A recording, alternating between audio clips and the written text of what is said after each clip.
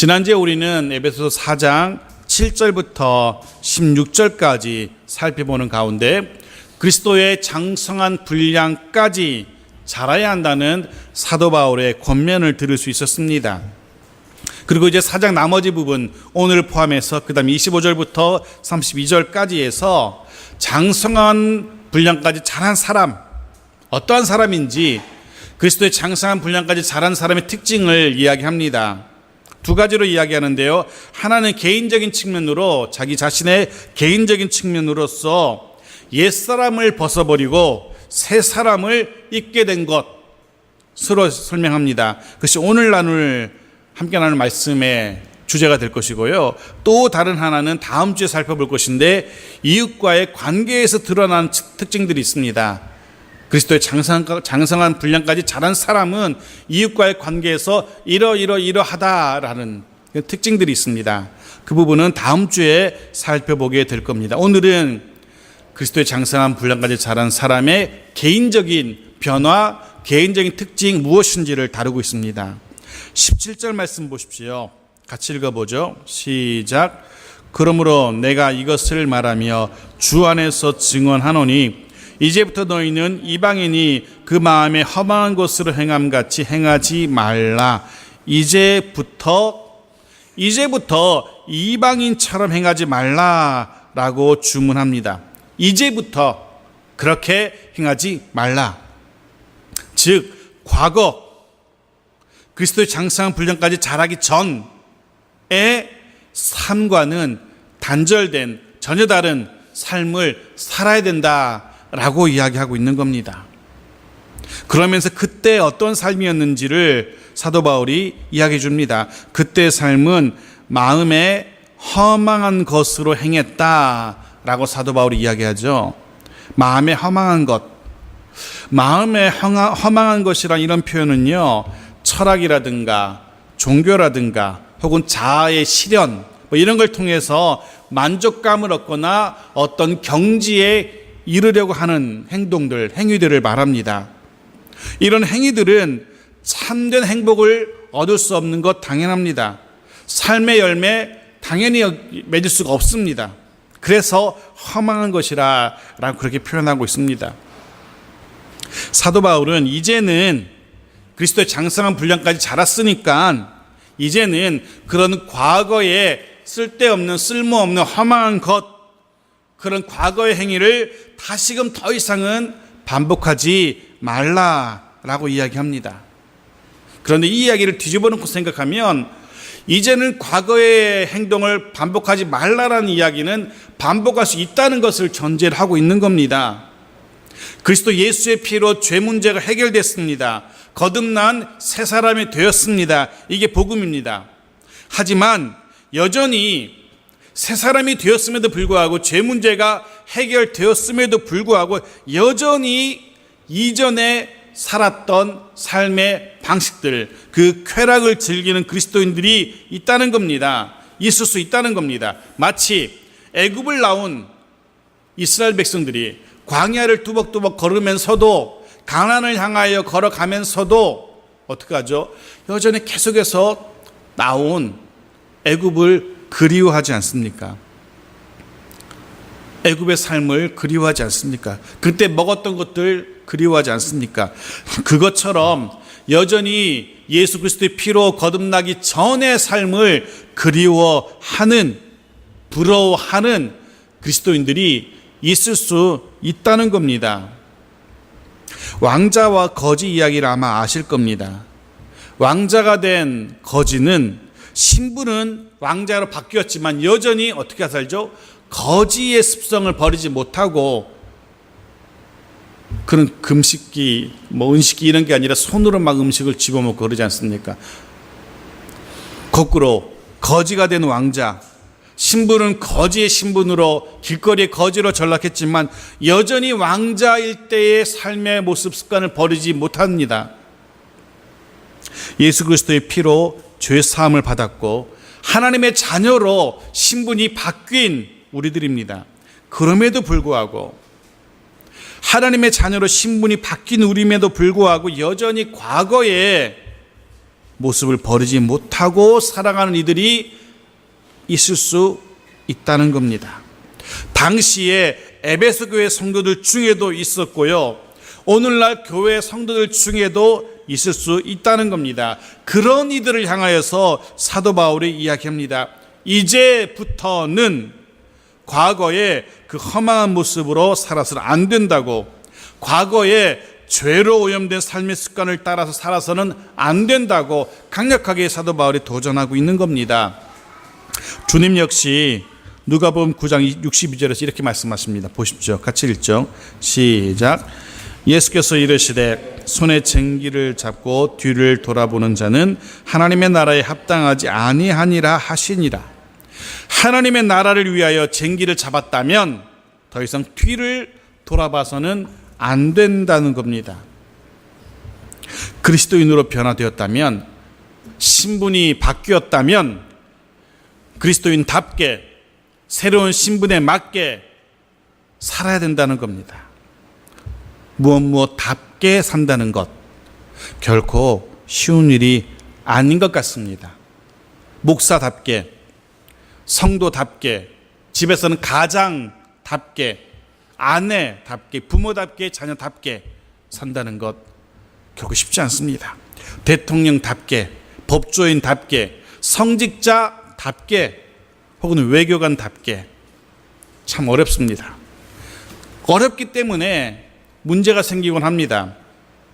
얼마 전에 TV 뉴스를 보다가 참 제가 생각해도 참 너무하다라는 그런 뉴스를 접하게 되었는데요. 각각 중국과 멕시코에 있었던 일입니다. 중국의 영사, 멕시코의 영사가 각각 시차를 두고 그런 일을 벌였던데요. 영사가 범죄 의심을 받고 있는 한국인 교민을 마치 한국인 영사가 범죄자 취급해서 문제가 생긴 적이 있었습니다. 신변을 요청했는데, 중국에서 어느 교민이, 사업을 하는 교민이 신변 요청을 했는데 맨날 지나서 찾아온 영사가 한다는 말이 내가 당신 경비원이냐고, 당신이 알아서 하라고, 뭐 이런 식으로. 근데 원래 영사는 그 나라에서 살아가는 자국민을 보호하는 것이 영사의 주된 업무입니다. 그게 영사관, 대사관의 주된 업무입니다. 근데 그는 영사답게 행동하지 못했습니다. 문제가 생겼고요. 결국은 총영사가 공개적으로 사과하는 일까지 있었습니다. 무엇답게 산다는 것 그만큼 쉽지 않습니다. 눈을 들어서 세상을 한번 보십시오. 요즘 문제가 되고 있는 이들, 검사답게 살지 않는 검사 이야기가 TV를 연일, TBS 뉴스마다 나옵니다. 판사답게 살지 못해서 뇌물을 받거나 향응을 받거나 하는 그런 판사 이야기. 세금으로 운영되던 회사를 살리라고 전문 경영인을 임명했는데 그가 마치 자기 개인 회사처럼 회사 돈을 막 흥청망청 써서 뉴스화되는 그런 회장의 이야기. 답게 살지 못하는 사람들의 모습을 보게 됩니다. 비단 그들만의 문제가 아니라는 겁니다. 그리스도인답게 산다는 것 한번 생각해 보셨습니까? 결코 쉽지 않습니다. 하지만 반드시 그렇게 살아야만 합니다. 왜냐하면 그것이 우리의 죄 문제를 해결하시고 하나님의 자녀라는 신분을 변화시켜 주신 아버지 하나님의 우리를 향하신 기대이기 때문에 그렇습니다. 바라기는 그렇게 그리스도인답게, 이제부터는 그리스도인답게 살아갈 수 있는 우리 모두가 되어지기를 간절히 소원합니다. 그리고 18절부터 19절 이 두 절에서는 그럼 그때 하나님을 알지 못하던 이방이었을 때, 혹은 그리스도의 장성 분량까지 자라지 못했을 때의 영적인 그리고 도덕적인 상태가 어떠했는지를 이야기해 줍니다. 바울은 지금 에베소 성도들에게 이렇게 말합니다. 너희가 이전에 어떻게 살았는지 아느냐? 너희가 이전에 이렇게 살았다. 하지만 이제는 이렇게 살아야 된다. 라고 말하면서 지금 과거를 이야기합니다. 18절 말씀 보십시오. 같이 읽죠. 시작. 그들의 총명이 어두워지고 그들 가운데 있는 무지함과 그들의 마음이 굳어짐으로 말미암아 하나님의 생명에서 떠나 있도다. 처음에 말합니다. 무지함과 또 마음이 굳어졌다라고 이야기합니다. 이전에 그들의 삶은 무지했고요, 마음이 굳어져 있었습니다. 무지했다는 것은 하나님에 대하여 무지했다는 이야기입니다. 그리고 마음이 굳어져서 죄를 범해도 양심의 가책을 느끼지 못합니다. 그리고 그 결과가 총명이 어두워지는 거였고 하나님의 생명에서 떠나게 된 겁니다.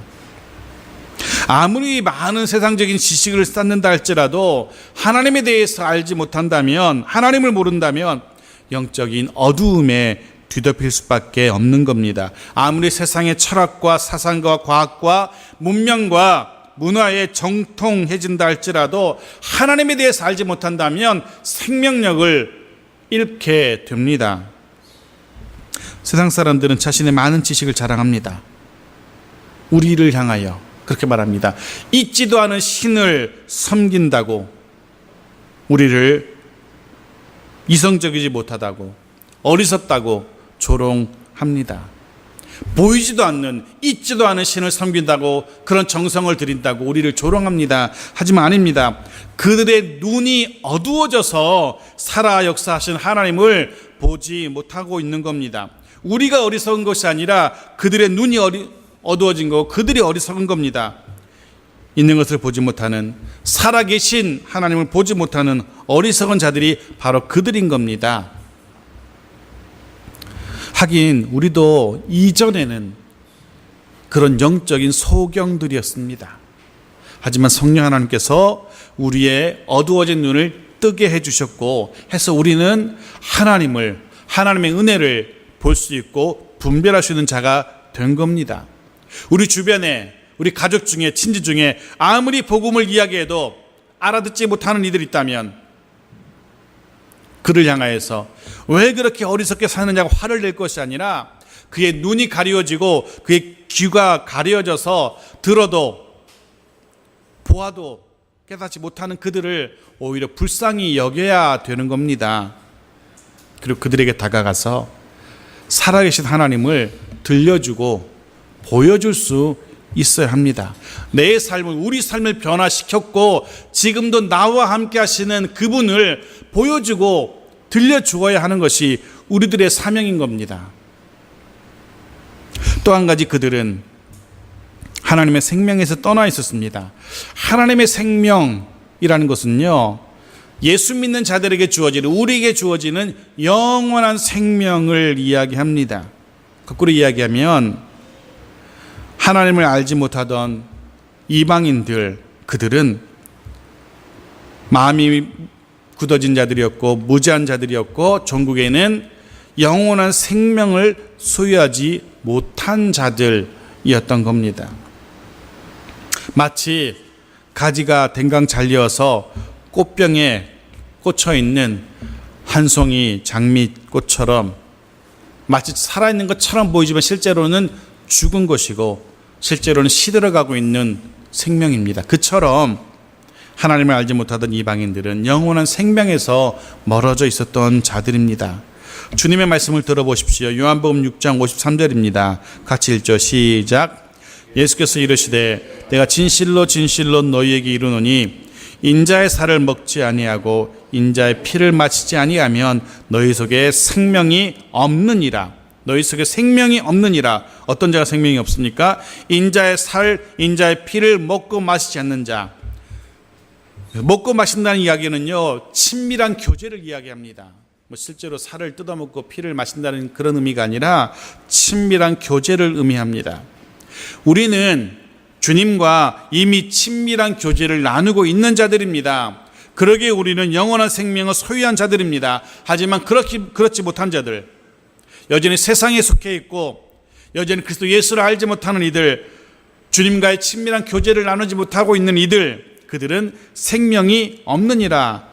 주님이 분명히 단언하십니다. 살아있는 것처럼 보이지만 실상은 죽은 자들이라는 겁니다. 영적으로 그들은 죽은 자들입니다. 19절은 그들의 도덕적인 상태도 보여줍니다. 같이 읽죠. 시작.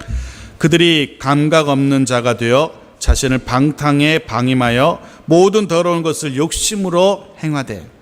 감각 없는 자라고 그들의 도덕적 상태를 이야기하면서 제일 먼저 감각 없는 자였다. 이 표현은 피부가 마치 거북이 등껍질처럼 딱딱하게 굳어져서 두꺼워져서 아픔을 느끼지 못하는 피부를 이야기합니다.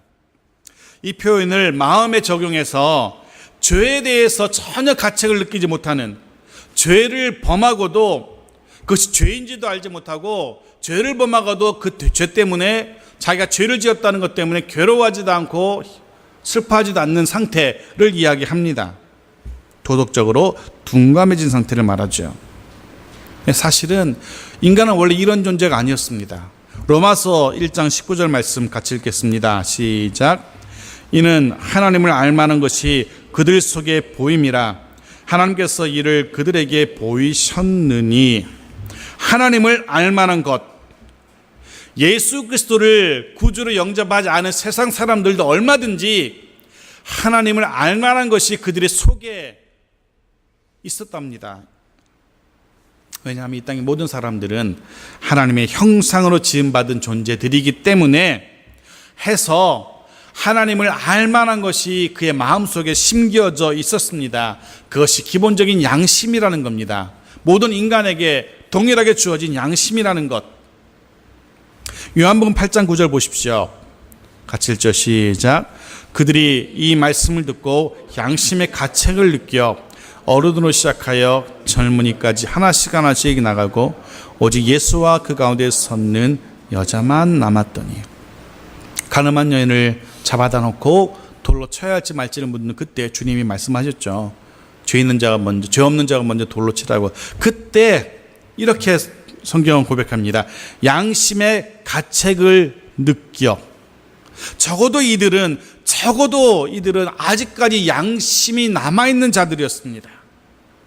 그것이 하나님을 알만한 기제로 작용했고, 그것이 자신의 죄를 돌아보게 되었고, 그래서 그들이 하나씩 떠나가게 되었던 겁니다. 적어도 아직 양심이 남아있는 자들이었습니다.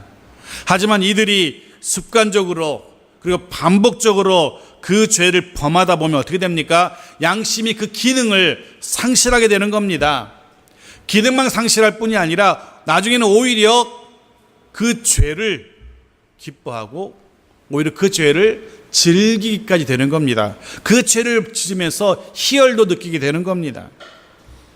사실 양심이 요만큼이라도 남아있는 사람이라면 자기가 어떻게 잘못해서 죄를 범하면 어떻게 됩니까? 지은 그 죄 때문에 괴로워하게 되는 겁니다. 실수로 죄를 지었어요. 양심이 있는 사람들은 괴로워합니다. 내가 왜 이런 죄를 지었을까? 심지어는 그 양심이 더 많이 남아있는 사람은 그 죄 때문에 괴로워하다가 스스로 목숨을 끊는 이들조차 있습니다. 그만큼 양심이라는 것은 사람으로 하여금 하나님을 생각하게 합니다. 하지만 영적으로 무지하고 마음이 굳어진 자들은 그런 감각조차 남아있지 않게 된 겁니다. 그래서 어떻게 됩니까? 다시 19절 말씀 다시 보십시오. 그들의 감각 없는 자가 되어 자신을 방탕에 방임하여라고. 자신을 방탕에 방임한답니다. 방임이라는 단어가 좀 애매한데요. 똑같은 단어가 쓰이는 곳이 한 군데 있는데요. 마가복음 14장 10절에 이렇게 기록합니다. 12 중에 하나인 가룟 유다가 예수를 넘겨주려고 라고. 이 넘겨주다라는 이 단어가 같은 단어입니다. 방임이라는 단어와 같아요. 즉 자신을 방탕에 방임했다는 것을 무슨 말이냐면 자신을 그 방탕에 넘겨줬다는 겁니다. 자기 자신을 무절제, 음란, 세상의 죄 이런 거에 던져줘 버렸다는 겁니다. 그런 거 저지르라고. 여러분, 저와 여러분은 세상 그 무엇보다 혹은 세상 그 누구보다도 소중하고 귀중한 귀한 존재들입니다. 주님이 찾도록 찾으시는 한 영혼들, 세상 그 무엇보다 그 누구보다 소중하고 귀한 존재들입니다. 그런 소중한 존재인 자기 자신을 세상의 그 더러운 죄악에 넘겨주지 말아야 됩니다. 그런 존귀한 존재인 자기 자신을 세상에 냄새나는 오물에 퐁당 빠뜨리는 자, 그런 어리석은 자가 되지 말아야 된다는 겁니다. 19절 마지막 부분 한번 보십시오. 마지막 부분은 이렇게 말합니다. 모든 더러운 것을 욕심으로 행하되, 그들은 자신의 욕심을 채우기 위해서 더러운 행위도 서슴지 않는다라고 고발합니다. 자기의 욕심을 채우기 위해서 더러운 죄를 서슴지 않습니다. 실제로 텔레비전 뉴스 한번 틀어보십시오. 욕심 채우려고, 더 많은 돈을 차지하려고, 어제 뉴스도 나오더라고요. 어느 동네에서 동생한테 남자인 동생이 부모의 재산을 좀 받았다고 잠자고 있는 친정집에 가서 불을 질러버린 여인도 있던데, 더 많은 돈을 차지하려고 자기 자식을 혹은 자신의 부모님을 때리고 학대합니다. 실제로 우리나라 이야기입니다. 가족 간의 재산 때문에 일어난 소송, 부모님을 향하여 자식을 향하여 돈 내놓으라고 소송하는 경우가 1년에 약 1000건 정도 된답니다. 하루에 약 3건 정도가 부모를, 자식을 고발한답니다. 돈 때문에. 고소만 하면 다행이죠. 심지어 죽이기까지 합니다. 자기 욕심을 채우기 위해서 온갖 더러운 짓을 서슴지 않습니다. 사도 바울의 증언이 그대로 사실로 드러나고 있는 겁니다. 말 그대로 도덕적인 기준이 땅바닥에 떨어진 그런 상태인 겁니다. 그것이 예수 믿기 전에 우리의 상태, 혹은 예수 믿지 않고 있는 세상 사람들의 도덕적인, 영적인 모습입니다. 예수 믿기 전 우리의 상태이기도 했고요. 성령 하나님 우리의 눈을 열어서 그리스도 예수를 믿게 하기 전에 우리의 모습이기도 합니다. 영적 무지, 마음의 굳어짐, 하나님의 생명에서 벌어짐, 감각 잃어버림, 더러운 것을 행함, 이런 모습들. 하지만 그것은 과거의 모습이었고 이방인의 모습이고 장성하기 전의 모습이고, 이제 우리의 모습은 전혀 달라야 된다는 겁니다. 완전히 바뀌어야 된다라고 사도 바울은 이야기합니다. 20절부터는 그런 사실을 논증하고 있습니다. 20절 말씀 보십시오. 같이 읽죠. 20절 시작. 오직 너희는 그리스도를 그같이 배우지 아니하였느니라.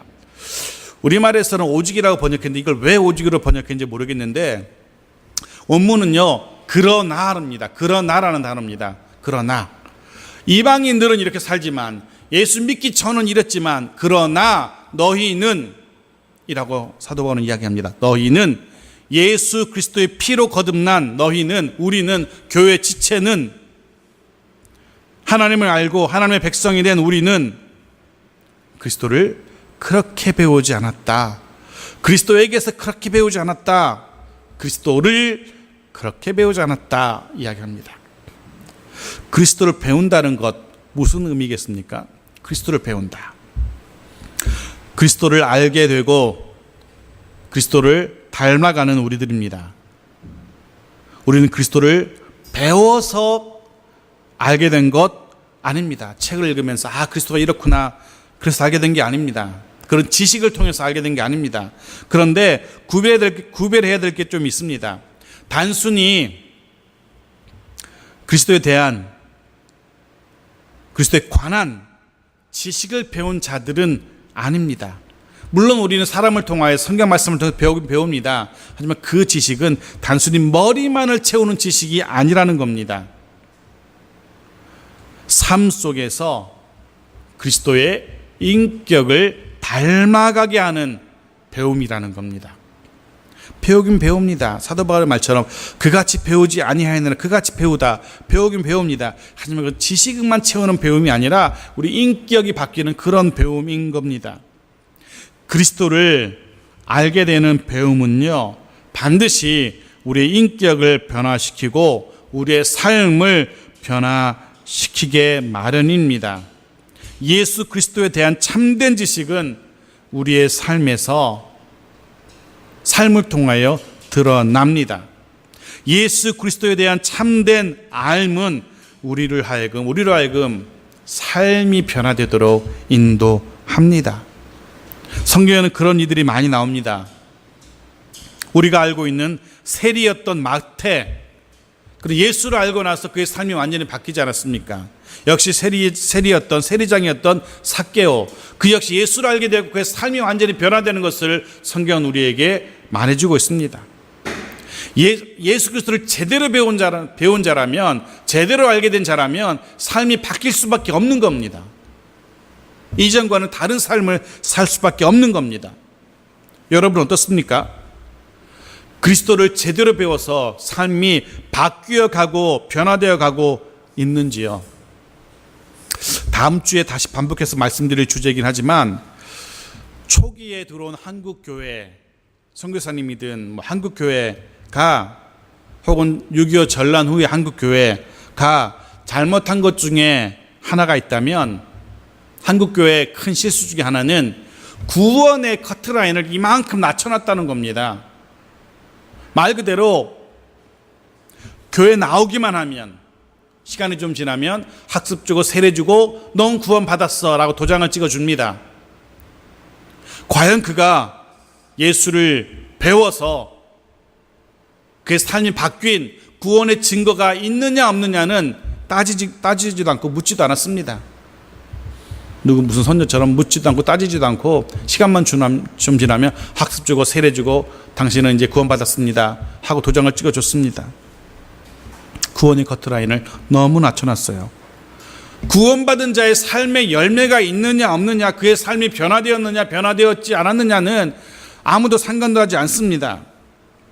기억하십시오. 예수 그리스도를 제대로 알게 된 자, 제대로 배운 자는 예수를 정말로 구주로 영접한 자라면 반드시 비록 자그마할지라도 삶의 변화가 일어나게 마련입니다. 예수 그리스도를 더 알아가면 더 알아갈수록, 신앙의 깊이가 깊어지면 깊어질수록 삶이 더 변화되는 것은 너무나도 당연한 정상적인 일입니다. 그런데 그런 변화가 없는 이들, 그런 구원의 증거, 구원의 열매가 없는 이들도 한국교회가 다 구원받은 자라고 도장을 찍어줬습니다. 세례증서에 도장 찍어줬습니다. 넌 구원받았다라고 이야기합니다. 넌 천국 간다라고 얘기합니다. 그 어떤 일이 일어납니까? 세례는 받았지만, 구원을 받았다고 말하지만 전혀 구원받은 자답지 않은 이전의 삶을 계속 살아가는 이들이 얼마든지 우리 주변에 많이 있습니다.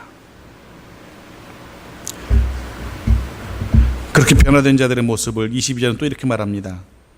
22절 같이 읽죠. 시작. 너희는 유혹의 욕심을 따라 썩어져가는 구습을 따르는 옛사람을 벗어버리고. 이게 너무나 당연한 모습입니다. 예수를 배운 자들은 이렇습니다. 옛사람을 벗어버리게 됩니다. 유혹의 욕심을 따르는 자, 과거의 생활 습관을 반복하는 자를 성경은 옛사람이라고 표현하는데요, 그것을 벗어버려야 한다라고. 우리는 변화되었기 때문에 더 이상 그 옛사람을 잊고 있어서는 안 된다는 겁니다. 여전히 이전처럼 유혹의 욕심을 따라서는 안 된다라고 사도 바울은 강력하게 이야기합니다. 유혹의 욕심. 마치 에덴 동산의 선악과 사건처럼 뱀의 유혹으로, 사단의 유혹으로 선악과를 보게 됩니다. 보니까 어떻습니까? 만족을 줄 수 있을 것 같아요. 행복을 줄 수 있을 것 같아요. 쾌락을 줄 수 있을 것 같아요. 손에 쥐고 싶은 욕심이 생겨납니다. 성경은 말합니다. 유혹의 욕심이라고. 그 끝이 어떻게 됩니까? 결국 썩어져가는, 멸망과 부패를 향해 달려가는, 썩어져가는 삶을 반복하게 되는 겁니다. 야고보서 1장 15절 말씀 보십시오. 그 끝이 무엇인지 같이 읽죠. 시작. 욕심이 잉태한 즉 죄를 낳고, 죄가 장성한 즉 사망을 낳느니라. 성경은 너무나도 선명하게 선포합니다. 그런 유혹의 욕심을 따르면, 여전히 이전의 세상의 욕심을 따르면 그 마지막은 사망이라고. 그래서 사도 바울은 그런 과거의 삶의 습관을 벗어버리라라고 표현합니다. 벗어버리라고. 마치 밖에서 일할 때 입었던 옷, 그 땀 냄새가 진하게 배이고 온갖 오물들로, 먼지들로 더럽혀진 그 옷을 집에 들어오면 어떻게 하죠? 벗어서 빨래통에 집어 넣습니다. 정상적인 사람이라면 그 온통 땀 냄새 나는 땀에 절은 그 옷, 세상에 온갖 먼지가 묻은 그 옷, 그 양말 그대로 가지고 밥 먹고 자는 사람 없습니다. 더 이상 그 더러운 옷이 내 몸을 더럽히지 못하도록 벗어버립니다. 벗어 빨래통에 던집니다. 더 이상 그 옷에 묻은 악취가 내 삶의 공간을 더럽히지 못하도록 빨래통에 집어넣는 겁니다. 그게 정상적인 사람이지 않습니까? 여전히 냄새나고 더러워진 그 옷을 벗지 못하고 여전히 입고 계신 분은 없으신지요? 더러운, 세상에 오염되고 역겨운, 세상에 악취가 묻어있는 진하게 밴 그 옛사람의 옷을 입고 하나님 앞에 나와서 예배드린다고 서 있는 어리석은 자가 되어서는 안 됩니다. 그 옷은 벗어버려야 합니다. 그리고는 어떻게 됩니까? 24절입니다. 마지막 24절 같이 읽겠습니다. 시작. 하나님을 따라 의와 진리의 거룩함으로 지으심을 받은 새 사람을 입으라. 조금 이제 공동 번역은 조금 더 쉽게 번역되어 있는데요. 같이 그 밑에 이쪽 같이 읽죠. 시작. 하나님의 형상대로 창조된 새 사람으로 갈아입어야 합니다. 새 사람은 올바르고 거룩한 진리의 생활을 하는 사람입니다. 조금 더 이해가 쉽죠?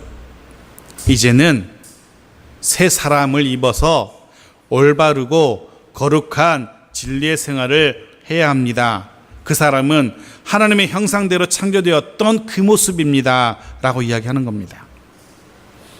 인간이 창조되었을 때 가지고 있었던 하나님의 형상을 다시금 회복해 가는 것을 말합니다. 그리고 사도 바울은 그렇게 하나님의 형상, 즉 의와 거룩함을 회복하는 것이 새 사람을 입는 것이라고 이야기합니다. 입으라는 것은, 입으라는 이 단어가 조금 흥미로운데요. 이 단어는, 입으라는 이 단어는 새로 입으라는 얘기가 아니고요. 서두에도 말씀드린 것처럼 그런 옷을 이미 입었음을 이야기합니다. 그 옷을 입고 있으니까 그 옷을 입은 자답게 살라는 그런 표현인 겁니다. 지금 벗고 있으니까 입으라는 얘기가 아니고요. 이미 너희들은 그 옷을 입었다라고 완료형을 표현하고 있습니다. 이미 입었다. 그러니까 입은 자답게 살아라. 옷이라는 게 참 재미있습니다. 사람들은 자신이 입은 옷에 어울리게 행동하기 마련이죠. 대표적으로 멀쩡해 보이는, 점잖아 보이는 중년의 신사라도 예비군복 입혀놓으면 어떻게 됩니까? 망나니가 됩니다. 예비군 훈련 가보신 분은 알 겁니다.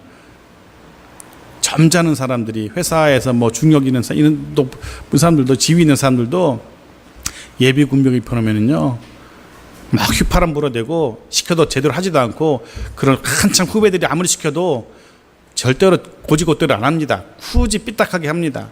저 구석 가서 잠자는 사람들도 있고요. 총은 잃어버려가지고 어딘지도 모르고, 그런 사람들. 왜 그럴까요? 그 옷이 그만큼 편안하게 해주는 겁니다. 우리는 새 사람을 입은 자들입니다. 그럼 새 사람을 입은 자답게, 서두에 말씀드린 것처럼 그리스도인답게, 오늘 이 본문에서 24절에서는 새 사람답게라고 표현합니다. 살라라고. 새 사람답게 사는 거 어떻게 사는 겁니까? 그 뒤에 설명이 되어 있습니다. 친절하게도 올바르고 거룩한 진리의 생활을 하는 것으로 설명이 되어 있습니다. 하나님의 형상을 드러내는 바른 삶, 거룩한 삶 사는 것이 새 사람을 입은 자의 모습입니다. 저와 여러분의 삶, 우리의 삶은 우리가 어떤 옷을 입고 있는지를 드러냅니다. 저와 여러분의 삶은 우리가 입은, 하나님께서 입혀주신 의와 진리의 옷을 드러냅니다. 그렇게 저와 여러분의 삶이 하나님 아버지를 드러낼 수 있는 새 사람을 입은 자다운 삶으로 변화되어 가기를 간절히 축원합니다.